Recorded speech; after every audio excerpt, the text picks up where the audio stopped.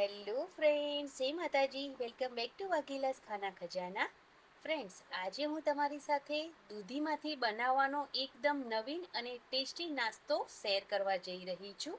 આ નાસ્તો બહારથી એકદમ ક્રિસ્પી અને અંદરથી મસાલેદાર સ્ટફિંગથી ભરપૂર છે.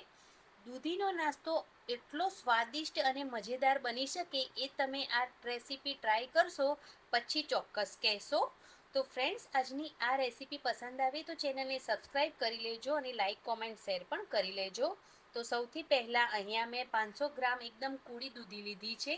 જેમ બને તેમ તાજી દૂધીનો ઉપયોગ કરવાનો. તેની છાલ કાઢી એકદમ સારી રીતે ધોઈ અને પછી દૂધીને આપણે છીણી લેવાની છે. બીજવાળી દૂધી હોય તો બીજવાળો પાર્ટ કાઢી અને પછી તેને છીણી લેવાની છે. તો દૂધીને છીણી લીધી છે. હવે તેને સાઈડ પર મૂકીશું અને હવે ગેસ પર કઢાઈ ગરમ કરી 2 ચમચી જેટલું આપણે તેલ ગરમ કરવાનું છે. તેલ ગરમ થઈ જાય એટલે તેની અંદર 1 ચમચી જેટલી જીરું સાથે 1 ચમચી જેટલા તલ ઉમેરવાના છે. સાથે જ અહીંયા આદુ, લસણ અને લીલા મરચાંની પેસ્ટ ઉમેરવાની છે.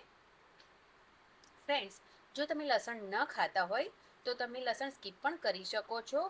હવે 1 થી 1.5 મિનિટ માટે બધી જ વસ્તુને એકદમ સારી રીતે કૂક કરવાની છે.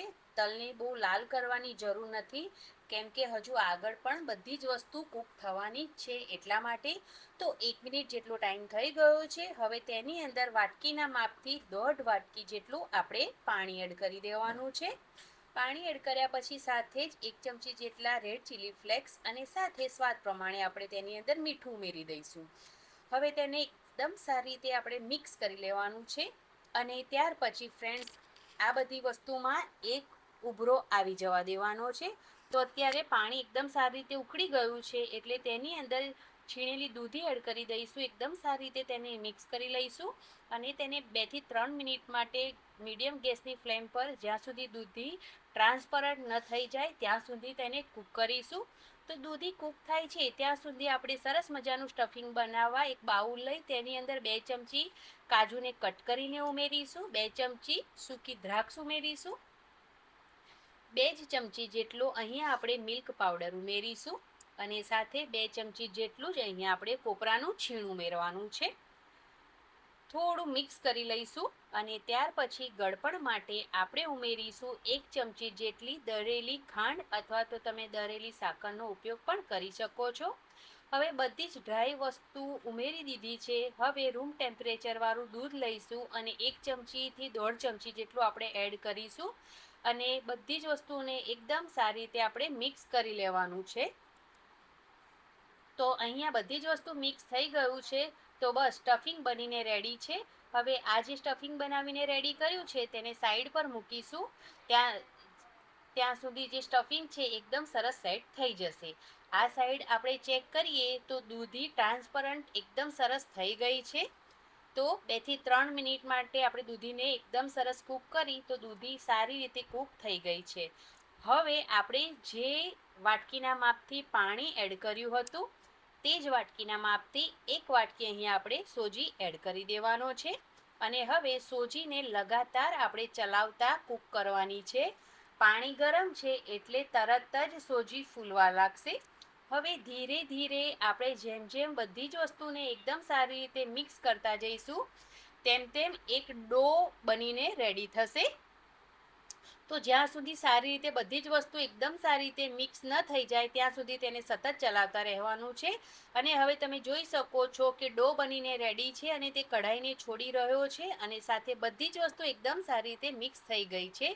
બસ આ જ જગ્યા પર હવે આપણે ગેસની ફ્લેમ બંધ કરીશું અને તેને એક પ્લેટમાં કાઢી લઈશું અને તેને એકદમ સારી રીતે ફેલાવી દઈશું જેથી મિશ્રણ જલ્દીથી ઠંડુ થઈ જાય. મિશ્રણ ઠંડુ થાય છે ત્યાં સુધી આપણે જે સ્ટફિંગ બનાવી હતી તે સરસ સેટ થઈ ગઈ છે. હવે તે હાથમાં બિલકુલ ચોંટશે નહીં. તો હવે તેમાંથી નાનું પોષણ લઈશું અને નાની નાની ગોળીઓ બનાવી લઈશું. તો અહીંયા સ્ટફિંગની બધી જ નાની નાની ગોળીઓ મેં બનાવી અને રેડી કરી લીધી છે. તો અહીંયા બધી જ ગોળીઓ બનીને પણ રેડી થઈ ગઈ છે અને આ સાઈડ મિશ્રણ પણ ઠંડુ થઈ ગયું છે. અડી શકાય તેટલું ગરમ છે. તો એકદમ ઠંડુ કરવાની જરૂર નથી. હવે હાથમાં થોડું તેલ લગાવી મિશ્રણને થોડું મસળીને બધી જ વસ્તુ ભેગી કરી એક સોફ્ટ ડો બનાવી લઈશું. વધારે મસળવાની જરૂરત નથી. તો ડો તૈયાર થઈ ગયો છે, એકદમ સોફ્ટ ડો બન્યો છે. તો તેમાંથી થોડું પોષણ લઈશું અને હાથમાં થોડું મસળીને તેને આ રીતે થોડું આપણે ચપટું કરી લઈશું. વચ્ચેથી આ રીતે કરીને જે સ્ટફિંગની આપણે ગોળી બનાવીને રેડી કરી છે તેને વચ્ચે મૂકીશું અને ઉપરથી કવર કરી લઈશું.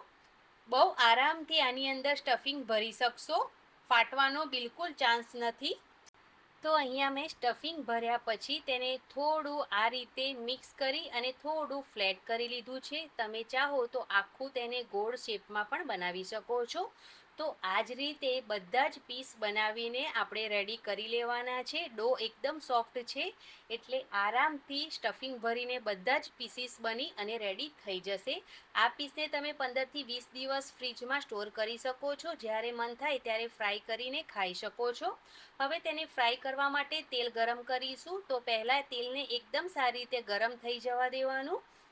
ત્યાર પછી જેટલા પીસ કઢાઈમાં સમાય તેટલા એડ કરી દેવાના. તેલ ગરમ હોવું ખૂબ જરૂરી છે. જો ઓછા ગરમ તેલમાં ફ્રાય કરશો ને તો પીસીસ ખુલી જશે. તો 2 થી 3 મિનિટ સુધી તેને બિલકુલ હલાવવાના નથી, કેમ કે ઉપરથી મિશ્રણ સોફ્ટ હોય છે. તો ચમચો વાગશે તો સ્ટફિંગ બહાર આવી જશે. તો 2 મિનિટ પછી હલકો તેનો કલર આવવા લાગશે. હવે તેને ઉલટ પુલટ કરીને સારી રીતે ફ્રાય કરી લેવાના છે. બહુ વધારે તેને ફેરવવાના નહીં. તો અત્યારે એકદમ સરસ લાલ કલર આવી ગયો છે અને ઉપરથી પણ એકદમ સરસ ક્રિસ્પી થઈ ગયા છે. તો તેને તેલમાંથી આપણે બહાર કાઢી લઈશું. તો જુઓ, એકદમ લાલ અને ઉપરથી એકદમ ક્રિસ્પી અને એકદમ યુનિક ફ્લેવર સાથે દૂધીનો નાસ્તો બનીને તૈયાર છે. તો મિત્રો, જો તમને મારી આજની આ દૂધીની ક્રિસ્પી અને સ્ટફિંગથી ભરપૂર નાસ્તાની રેસીપી પસંદ આવી હોય તો વિડીયોને એક લાઇક જરૂર કરજો અને આવી જ નવી નવી ટેસ્ટી અને સરળ રેસીપી જોવા માટે અમારી ચેનલને સબસ્ક્રાઈબ કરવાનું ભૂલતા નહીં. તમારો એક લાઇક અને એક સબસ્ક્રાઈબ મારા માટે ખૂબ જ મોટી પ્રેરણા છે. ફરી મળીશું આવી જ એક સરસ અને સ્વાદિષ્ટ રેસીપી સાથે. ત્યાં સુધી ખુશ રહો, મસ્ત રહો અને સ્વાદિષ્ટ વાનગીઓ બનાવતા રહો. Thank you.